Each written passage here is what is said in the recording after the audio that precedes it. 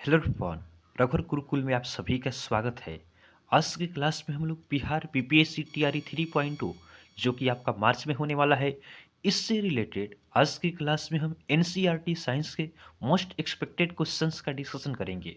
साथ ही साथ एक एक क्वेश्चन से रिलेटेड जितने भी आपके इंपॉर्टेंट फैक्ट्स हैं, इन सभी पॉइंट्स का भी हम डिस्कस करने वाले हैं। तो आप क्लास को अंत तक देखें और वीडियो पसंद है तो चैनल को सब्सक्राइब जरूर करें ताकि आगे आने वाले क्लास का नोटिफिकेशन आपको मिलता रहे। तो चलिए आज का क्लास हम स्टार्ट करते हैं। हमारा फर्स्ट क्वेश्चन है, भूसा को अनाज से अलग करना क्या कहलाता है? भूसा को अनाज से अलग किया जाता है तो इसे क्या कहते हैं? ऑप्शन ए में दिया है निष्पावन अर्थात विनोइंग। ऑप्शन बी में दिया है चालन अर्थात सीविंग। ऑप्शन सी में दिया है थ्रेसिंग। उसके बाद ऑप्शन डी में दिया है इनमें से एक से अधिक, या ऑप्शन ई में है इनमें से कोई नहीं। तो भूसा को अनाज से जो अलग करते हैं इसे आपका निष्पावन कहा जाता है। क्या कहते हैं? भूसा को अनाज से अलग करना निष्पावन कहलाता है अर्थात विनोइंग कहलाता है। ऑप्शन बी में आपका चालन दिया है। तो चालन किसे कहते हैं? चालन यह आपका आटा से ठोस पदार्थ को अलग करना होता है। यह आपका आटा से जो ठोस पदार्थ को अलग किया जाता है उसको हम किससे अलग करते हैं? तो सीव करते हैं अर्थात चलनी से हम अलग करते हैं। तो इसी से आप याद रखेंगे चालन। ऑप्शन सी में दिया है थ्रेसिंग। तो थ्रेसिंग क्या होता है? तो इसमें अनाज को डंठल से अलग किया जाता है। थ्रेसिंग द्वारा हम क्या करते हैं? अनाज को डंठल से अलग करते हैं। इसी के साथ साथ आप याद रखेंगे एक आपका होता है निस्तारण। निस्तारण किसे कहा जाता है? तो निस्तारण आपका होता है द्रव को ठोस से अलग करना। इसमें आपका निस्तारण में द्रव को अलग करते हैं किससे? तो ठोस से अलग करते हैं। द्रव को ठोस से इसमें अलग किया जाता है। उसके बाद एक पॉइंट और ध्यान रखेंगे, एक आपका होता है आसवन विधि। आसवन विधि क्या होता है? तो आसवन विधि की बात करें तो इसमें आपका पानी से नमक अलग किया जाता है। पानी से आपका नमक अलग करना हो तो किस विधि का यूज करेंगे? तो पानी से नमक अलग करने के लिए आसवन विधि का यूज किया जाता है। तो आप इन सभी पॉइंट्स को ध्यान रखेंगे। भूसा को अनाज से अलग करते हैं तो यह आपका होता है निष्पावन। उसके बाद चालन क्या होता है? तो आटा से ठोस को अलग करना। थ्रेसिंग क्या है? तो अनाज को डंठल से अलग करना होता है। उसके बाद हमने देखा निस्तारण। निस्तारण होता है द्रव को ठोस से अलग करना। और आसवन विधि क्या होता है? तो पानी से नमक को अलग करना। नेक्स्ट क्वेश्चन को देखते हैं। अगला प्रश्न हमारा है, तना का प्राथमिक कार्य नहीं है। हमें बताना है कि इसमें से कौन सा आपका तना का प्राथमिक कार्य नहीं है। तो ऑप्शन ए में दिया है पानी का चालन करना। ऑप्शन बी में है प्रकाश संश्लेषण। ऑप्शन सी है शाखाओं का गठन। उसके बाद ऑप्शन डी में है फूल और फल लगते हैं। और ऑप्शन ई क्या है? इनमें से कोई नहीं। तो देखिए, ताना का प्रमुख कार्य क्या नहीं है यह हमें बताना है। तो ऑप्शन ए में है पानी का चालन। तो तना का तो यह प्रमुख कार्य होता है। तना का कार्य होता है कि पानी का चालन करे। उसके बाद देखें प्रकाश संश्लेषण। तो प्रकाश संश्लेषण आपका तना का मेन कार्य नहीं है, ये तो आपका पत्तियों का कार्य होता है। तो हमारा आंसर क्या होगा? ऑप्शन बी हमारा सही आंसर होगा। ताना का कौन सा मेन कार्य नहीं है? तो यह आपका प्रकाश संश्लेषण जो है यह ताना का मेन कार्य नहीं होता है। शाखाओं का गठन तना का कार्य होता है। फूल और फल लगते हैं, यह भी आपका तना का मेन कार्य होता है। यहाँ पे हमारा सही आंसर क्या होगा? ऑप्शन बी हमारा सही आंसर होगा। नेक्स्ट क्वेश्चन को देखते हैं। अगला प्रश्न हमारा है, बुझे हुए चूने का रासायनिक नाम क्या है? जो बुझा हुआ चूना होता है इसका रासायनिक नाम क्या है यह हमें बताना है। तो ऑप्शन ए में दिया है कैल्शियम हाइड्रोक्साइड। ऑप्शन बी में दिया है मैग्नीशियम हाइड्रोक्साइड। ऑप्शन सी में दिया है कैल्शियम ऑक्साइड। ऑप्शन डी में दिया है सोडियम बाइकार्बोनेट। ऑप्शन ए में दिया है सोडियम कार्बोनेट। देखिए, बात करें बुझे हुए चूने का, तो बुझे हुए चूना इसका रासायनिक नाम आपका होता है कैल्शियम हाइड्रोक्साइड। क्या होता है? Calcium hydroxide. ये आपका बुझे हुए चूने का रासायनिक नाम है। कैल्शियम हाइड्रोक्साइड को हम कैसे लिखते हैं? तो इससे आपका लिखा जाता है CaOH2। क्या होता है? इसका रासायनिक फार्मूला आपका होता है CaOH2 होता है। तो आप इससे भी ध्यान रखेंगे। उसके बाद ऑप्शन बी में हमारा दिया है मैग्नीशियम हाइड्रोक्साइड। तो मैग्नीशियम हाइड्रोक्साइड इसका रासायनिक फार्मूला क्या होता है? तो इसका रासायनिक फार्मूला आपका होता है MgOH2 होता है। क्या होता है? MgOH2 यह आपका मैग्नीशियम हाइड्रोक्साइड का क्या होता है, रासायनिक फार्मूला होता है। और इसे क्या कहते हैं, तो इसे आपका मिल्क ऑफ मैग्नीशिया कहा जाता है। क्या कहा जाता है, इसे कहा जाता है मिल्क ऑफ मैग्नीशिया कहा जाता है। तो आप इसे भी ध्यान रखेंगे। उसके बाद ऑप्शन सी में दिया है कैल्शियम ऑक्साइड। कैल्शियम ऑक्साइड दिया है, इसका रासायनिक फार्मूला क्या होता है, तो इसका रासायनिक फार्मूला CaO होता है। और इसे क्या कहते हैं, इसे आपका कहा जाता है बिना बूझा चूना। बिना बूझा चूना आपसे पूछ ले किसे कहते हैं, तो यह आपका कहा जाता है कैल्शियम ऑक्साइड को। बिना बूझा चूना आपका हो गया कैल्शियम ऑक्साइड, जिसका रासायनिक फार्मूला क्या होता है, CaO होता है। उसके बाद ऑप्शन डी में दिया है सोडियम बाइकार्बोनेट। सोडियम बाइकार्बोनेट, इसका रासायनिक फार्मूला क्या होता है, तो इसका रासायनिक फार्मूला होता है NaHCO3। क्या होता है, NaHCO3। और इसे क्या कहा जाता है, तो देखिए सोडियम बाइकार्बोनेट, तो बाई क्या करती है, बाई खाना बनाने का काम करती है। तो सोडियम बाइकार्बोनेट को आपका खाने का सोडा कहा जाता है। इसे क्या कहा जाता है, इसे कहा जाता है खाने का जो सोडा होता है, यह आपका कहा जाता है सोडियम बाइकार्बोनेट को। ऑप्शन ए में दिया है सोडियम कार्बोनेट। तो सोडियम कार्बोनेट, इसका आपका रासायनिक फार्मूला होता है Na2CO3 इंटू 10H2O होता है आपका सोडियम कार्बोनेट का फार्मूला होता है। और इसे क्या कहते हैं, इसे आपका धोने का सोडा कहा जाता है। क्या कहा जाता है, इसे आपका धोने का सोडा कहा जाता है सोडियम कार्बोनेट को। तो आप इन सभी पॉइंट्स को ध्यान रखेंगे, ये क्वेश्चंस आपके लिए काफ़ी इंपॉर्टेंट है। तो इन सभी क्वेश्चंस को हम एक ही क्वेश्चन में रिलेट कर दिए हैं, इन सभी को आप ध्यान रखेंगे। नेक्स्ट क्वेश्चन को देखते हैं। अगला प्रश्न हमारा है अम्लीय वर्षा का पीएच मान कितना होता है। अम्लीय वर्षा जो होता है, इसका पीएच मान कितना होता है, यह हमें बताना है। ऑप्शन ए में दिया है 2.4, ऑप्शन बी में दिया है 5 से लेकर 5.5 तक, ऑप्शन सी में है 7.4, ऑप्शन डी में है इनमें से एक से अधिक, या ऑप्शन ई है इनमें से कोई नहीं। तो देखिए, बात करें हम अम्लीय वर्षा अर्थात जो एसिड रेन होता है, इसका पीएच मान कितना होता है, तो इसका पीएच मान आपका 5 से लेकर 5.5 तक होता है। उसके बाद बात करें जो आपका अम्लीय वर्षा होता है, इसमें कौन सा अम्ल पाया जाता है, तो अम्लीय वर्षा, इसमें आपका पाया जाता है सल्फ्यूरिक अम्ल। क्या पाया जाता है, सल्फ्यूरिक अम्ल पाया जाता है। और इसके साथ साथ आपका जो नाइट्रिक अम्ल होता है, यह पाया जाता है। नाइट्रिक अम्ल को कैसे लिखते हैं, तो HNO3 आपका लिखा जाता है नाइट्रिक अम्ल को। तो जो अम्लीय वर्षा होता है, इसमें कौन कौन से अम्ल पाए जाते हैं, तो H2SO4 अर्थात सल्फ्यूरिक एसिड और आपका HNO3 नाइट्रिक अम्ल पाया जाता है।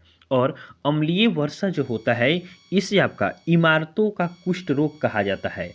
इमारतों का कुष्ठ रोग किसे कहा जाता है, तो इमारतों का कुष्ठ रोग कहा जाता है आपका किसे, अम्लीय वर्षा को कहा जाता है। तो आप इससे भी ध्यान रखेंगे। यही कारण है, अम्लीय वर्षा ही कारण है कि जो आपका ताजमहल है, इसका रंग क्या हो गया है, हल्का पीला हो गया है। उसके बाद बात करें कि जो आपका पीएच स्केल है, पीएच स्केल की खोज किसने की, तो पीएच स्केल की खोज की बात करें तो यह आपका किया जाता है सोरेनसन द्वारा। किसके द्वारा किया जाता है, तो सोरेनसन द्वारा आपका पीएच स्केल की खोज की जाती है।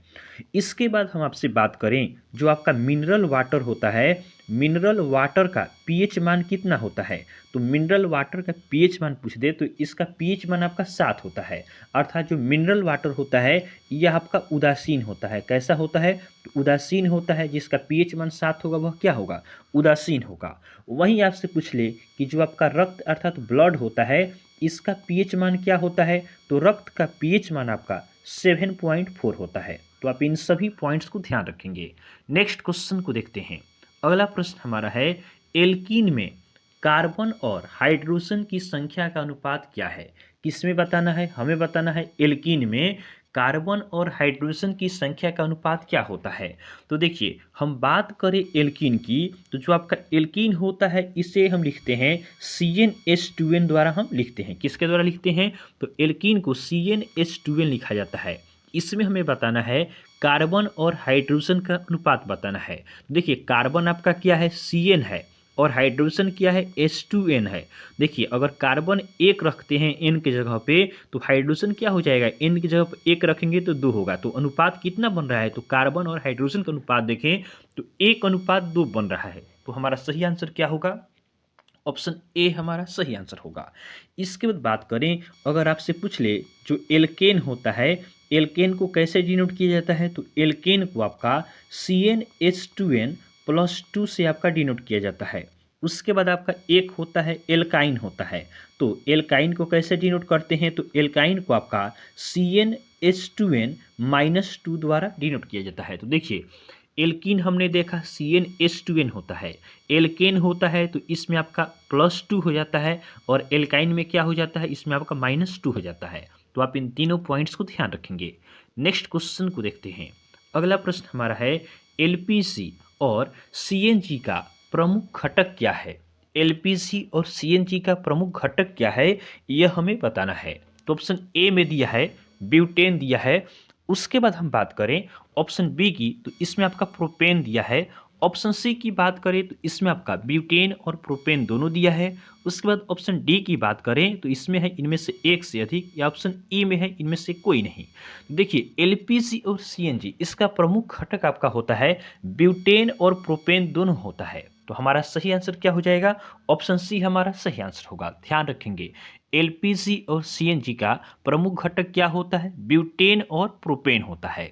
नेक्स्ट क्वेश्चन को देखते हैं। अगला प्रश्न हमारा है, सबसे हल्की धातु कौन सी है? नेक्स्ट क्वेश्चन हमारा है, सबसे हल्की धातु कौन सी है? तो ऑप्शन ए दिया है एल्यूमिनियम, ऑप्शन बी में है ओस्मियम, ऑप्शन सी में है लिथियम, ऑप्शन डी में है इनमें से एक से अधिक, या ऑप्शन ई है इनमें से कोई नहीं। तो बात करें हम सबसे हल्की धातु की, तो सबसे हल्की धातु आपका लिथियम है। क्या है? लिथियम आपका सबसे हल्का धातु है। ऑप्शन सी हमारा सही आंसर हो जाएगा। वहीं आपसे पूछे, हम बात करें आपका एल्यूमिनियम का, जो आपका एल्यूमिनियम है इसका अयस्क आपका होता है बॉक्साइड। आप इसे ध्यान रखेंगे, एल्यूमिनियम का अयस्क क्या होता है? तो बॉक्साइड होता है, इसे आप ध्यान रखेंगे।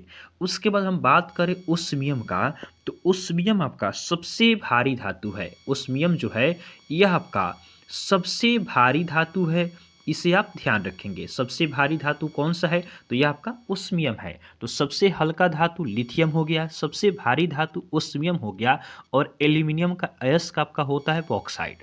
नेक्स्ट क्वेश्चन को देखते हैं। अगला प्रश्न हमारा है, पिंच ब्लेड किस धातु का अयस्क है? हमें बताना है कि जो आपका पिंच ब्लेड होता है यह किस धातु का अयस्क है। तो ऑप्शन ए दिया है आयरन, ऑप्शन बी में है यूरेनियम, ऑप्शन सी में है सीसा, ऑप्शन डी है इनमें से एक से अधिक, या ऑप्शन ई है इनमें से कोई नहीं। तो पिंच ब्लेड यह आपका यूरेनियम का अयस्क होता है। किसका अयस्क होता है? तो यह आपका यूरेनियम का अयस्क है। हम बात करें, ऑप्शन ए में आयरन दिया है। हम बात करें कि आयरन का अयस्क क्या होता है, तो आयरन का अयस्क आपका होता है हेमेटाइट होता है, और आपका होता है मैग्नेटाइट। क्या होता है? हेमेटाइट और मैग्नेटाइट। यह आपका अयस्क होता है किसका? आयरन का होता है। ऑप्शन सी में है सीसा। सीसा की हम अयस्क की बात करें तो इसका अयस्क आपका होता है गैलेना। क्या होता है? गैलेना आपका सीसा का अयस्क होता है। आप इसे ध्यान रखेंगे। नेक्स्ट क्वेश्चन को देखते हैं। अगला प्रश्न हमारा है, फ्यूज तार कौन सी दो धातुओं से मिलकर बने होते हैं? जो फ्यूज तार होता है यह कौन सी दो धातुओं से मिलकर बना होता है? तो ऑप्शन ए में है लेड दिया है, ऑप्शन बी में टीन दिया है, ऑप्शन सी में आपका लेड और टीन दोनों होता है, ऑप्शन डी है इनमें से एक से अधिक, या ऑप्शन ई है इनमें से कोई नहीं। तो बात करें कि आपका जो फ्यूज तार होता है यह आपका लेड और टीन दोनों से मिलकर बना होता है। तो ऑप्शन सी हमारा सही आंसर हो जाएगा। यहाँ पे एक क्वेश्चन बनता है कि जो आपका हीटर होता है इसका कुंडली किससे बना होता है? जो आपका हीटर होता है इसका हम बात करें, जो कुंडली होता है यह किससे बना होता है? तो हीटर का कुंडली आपका नाइक्रोम का बना होता है। किसका बना होता है? तो यह आपका नाइक्रोम का बना होता है। आप इससे भी ध्यान रखेंगे। नेक्स्ट क्वेश्चन को देखते हैं। अगला प्रश्न है, चुनाव में अंगुली पर निशान लगाने के लिए स्याही में किसका उपयोग किया जाता है? चुनाव में अंगुली पर निशान लगाने के लिए स्याही में किसका उपयोग किया जाता है? तो ऑप्शन ए में दिया है सिल्वर नाइट्रेट, ऑप्शन बी में दिया है सिल्वर आयोडाइड, ऑप्शन सी में है सिल्वर प्रोमाइड, ऑप्शन डी में है इनमें से एक से अधिक, या ऑप्शन ई है इनमें से कोई नहीं। तो बात करें हम चुनाव में उंगली पर निशान लगाने के लिए स्याही में किसका यूज होता है, तो इसमें आपका यूज किया जाता है सिल्वर नाइट्रेट का। किसका यूज होता है, तो सिल्वर नाइट्रेट का यूज होता है, जिसका फॉर्मूला आपका होता है AgNO3 होता है। क्या होता है, AgNO3, यह आपका सिल्वर नाइट्रेट होता है। ऑप्शन बी में दिया है सिल्वर आयोडाइड। सिल्वर आयोडाइड की बात करें तो इसका फॉर्मूला आपका होता है AgI होता है। और ध्यान रखेंगे इसका उपयोग आपका होता है कृत्रिम वर्षा में, आपका यूज होता है। कृत्रिम वर्षा में आपका किसका यूज होता है, तो यह क्वेश्चन का आंसर होगा कि AgI अर्थात सिल्वर आयोडाइड का यूज होता है। ऑप्शन सी में दिया है सिल्वर ब्रोमाइड। बात करें सिल्वर ब्रोमाइड की तो इसका फॉर्मूला आपका होता है AgBr। क्या होता है, AgBr आपका सिल्वर ब्रोमाइड होता है। और इसका यूज कहाँ होता है, तो इसका यूज आपका फोटोग्राफी में किया जाता है। फोटोग्राफी में किसका यूज होता है, तो इसमें आपका सिल्वर ब्रोमाइड का यूज होता है। नेक्स्ट क्वेश्चन को देखते हैं। अगला प्रश्न हमारा है नीला थोथा किसे कहा जाता है। नीला थोथा किसे कहा जाता है, तो ऑप्शन ए दिया है पारा को, ऑप्शन बी में है प्लेटिनम को, ऑप्शन सी में है कॉपर सल्फेट को, ऑप्शन डी है इनमें से एक से अधिक, या ऑप्शन ई है इनमें से कोई नहीं। तो देखिए जो आपका नीला थोथा होता है यह आपका कॉपर सल्फेट को कहा जाता है। किसे कहा जाता है, कॉपर सल्फेट, यानी आपका CuSO4 को कहा जाता है। तो ध्यान रखेंगे कॉपर सल्फेट को आपका CuSO4 लिखा जाता है, इससे आपका नीला थोथा कहा जाता है। और जो आपका नीला थोथा होता है इसे आपका एक अन्य नाम तुतिया के नाम से भी जाना जाता है। किस नाम से जाना जाता है, तो इसे आपका तुतिया के नाम से जाना जाता है। उसके बाद ध्यान देंगे जो आपका यहाँ पे पारा दिया है इसे हम डिनोट करते हैं किससे, Hg से डिनोट करते हैं। और इसे आपका क्विक सिल्वर कहा जाता है। क्या कहा जाता है, तो पारा को आपका क्विक सिल्वर के नाम से जाना जाता है। तो आप इस पॉइंट को भी ध्यान रखेंगे। उसके बाद हम बात करें प्लेटिनम को, तो प्लेटिनम को आपका सफ़ेद सोना कहा जाता है। प्लेटिनम को क्या कहा जाता है, तो इसे आपका सफ़ेद सोना कहा जाता है। आप इस पॉइंट को भी ध्यान रखेंगे। नेक्स्ट क्वेश्चन को देखते हैं। अगला प्रश्न हमारा है हवा की गति मापने के लिए किस यंत्र का प्रयोग करते हैं। हवा की जो गति होता है इसे मापने के लिए किस यंत्र का प्रयोग होता है, तो ऑप्शन ए में दिया है एनीमोमीटर, ऑप्शन बी में है फैदोमीटर, ऑप्शन सी है हाइग्रोमीटर, ऑप्शन डी है एल्टीमीटर, ऑप्शन ई है इनमें से कोई नहीं। तो जो आपका हवा की गति होता है इसे मापा जाता है आपका एनीमोमीटर द्वारा। किसके द्वारा मापा जाता है, तो एनीमोमीटर द्वारा हवा की गति को मापा जाता है। ऑप्शन बी में आपका दिया है फैदोमीटर। तो देखिए बात करें हम फैदोमीटर की तो इसका यूज किया जाता है समुद्र की गहराई मापने में। किसे मापने में यूज होता है, तो इसका यूज होता है जो समुद्र की गहराई होती है इसे मापने में आपका फैदोमीटर का यूज किया जाता है। बात करें हम हाइग्रोमीटर की तो इससे आपका आर्द्रता मापी जाती है। आर्द्रता किसके द्वारा मापा जाता है, तो यह आपका हाइग्रोमीटर द्वारा मापा जाता है। अब बात करें हम एल्टीमीटर का तो एल्टीमीटर जो होता है इसका यूज़ किया जाता है उड़ते हुए विमानों की ऊंचाई मापने में। जो आपका उड़ता हुआ विमान होता है इसकी ऊंचाई मापने में यूज़ किसका होता है, इसकी ऊंचाई मापने में यूज़ आपका होता है एल्टीमीटर का। तो आप इन सभी पॉइंट्स को ध्यान रखेंगे। नेक्स्ट क्वेश्चन को देखते हैं। अगला प्रश्न है रेडियो एक्टिवता की खोज किसने की। हमें बताना है कि रेडियो एक्टिवता की खोज किसके द्वारा की जाती है, तो ऑप्शन ए है हेनरी बेक्यूरेल, ऑप्शन बी है मैडम क्यूरी, ऑप्शन सी में है आइंस्टीन, ऑप्शन डी है रॉटसन, ऑप्शन ई है फेराडे। तो बात करें हम रेडियो एक्टिवता की तो इसका खोज किया जाता है हेनरी बेक्यूरेल द्वारा। किसके द्वारा खोज किया जाता है, तो रेडियो एक्टिवता इसका खोज हेनरी बेक्यूरेल द्वारा किया जाता है। ऑप्शन बी में दिया है मैडम क्यूरी। तो देखिए मैडम क्यूरी ने आपका रेडियम की खोज की। आप इसे ध्यान रखेंगे, पूछ लिया अगर कि रेडियम का खोज किसने किया तो यह आपका मैडम क्यूरी द्वारा की जाती है। अब हम बात करें जो आइंस्टीन है ये आपके सापेक्षता का सिद्धांत इन्होंने दिया। अगर पूछ ले कि सापेक्षता का जो सिद्धांत है यह किसके द्वारा दिया जाता है, तो यह आपका आइंस्टीन द्वारा दिया जाता है। उसके बाद जो आपके रॉटसन हैं ये आपके एक्सरे के खोज किए। एक्सरे का खोज किसने किया, तो रॉटसन ने किया। उसके बाद फैराडे की बात करें तो इन्होंने आपका विद्युत चुंबकीय प्रेरण का सिद्धांत दिया। फैराडे ने आपका विद्युत चुंबकीय प्रेरण इसका सिद्धांत आपका दिया है। तो आप इसे भी ध्यान रखेंगे। नेक्स्ट क्वेश्चन को देखते हैं। अगला प्रश्न हमारा है, नाभिक में किस प्रकार का आवेश होता है? नाभिक में किस प्रकार का आवेश होता है? तो देखिए, हम एक जैसे यहाँ पे एटम बनाते हैं, तो बात करें हम नाभिक की, तो नाभिक में हम जानते हैं क्या होता है, इसमें आपका प्रोटॉन होता है और क्या होता है, न्यूट्रॉन होता है। प्रोटॉन के पास कौन सा चार्ज होता है, पॉजिटिव चार्ज होता है। न्यूट्रॉन क्या होता है, ये आपका चार्जलेस होता है, अर्थात क्या होता है, उदासीन होता है। और जो इसके सेल अर्थात कक्ष होते हैं, इसमें इलेक्ट्रॉन क्या करता है, चक्कर लगाता है। इलेक्ट्रॉन चक्कर लगाता है इसके सेल में। तो हमसे पूछा है कि नाभिक अर्थात जो न्यूक्लियस है, इसमें किस प्रकार का चार्ज होता है। तो देखिए, जो आपका न्यूट्रॉन है, यह तो उदासीन है, इसका तो कोई चार्ज नहीं है, लेकिन प्रोटॉन का क्या चार्ज है, प्लस चार्ज है। तो नाभिक का टोटल हम आवेश देखें तो क्या होगा, यह आपका धनावेशित होगा। तो ऑप्शन ए हमारा सही आंसर होगा, आप इसे ध्यान रखेंगे। अब देखिए, हम बात करें कि आपका जो नाभिक होता है, यह तो आपको पॉजिटिव हो गया और इलेक्ट्रॉन इसकी कक्ष में चक्कर लगाता है। तो वहीं आपसे पूछ ले कि पूरा एक जो आपका परमाणु होता है, इस पर कौन सा आवेश होता है। तो पूरे परमाणु की बात करें तो जो आपका नाभिक का प्लस चार्ज होता है, सेल का माइनस चार्ज होता है, दोनों मिलके क्या होता है, कैंसिल हो जाता है।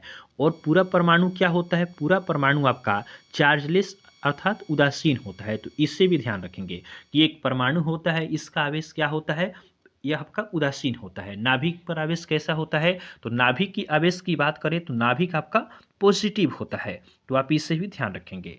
अब हम बात करते हैं कि इलेक्ट्रॉन का खोज किसने किया, प्रोटॉन का खोज किसने किया और आपका जो न्यूट्रॉन है, इसका खोज किसने किया।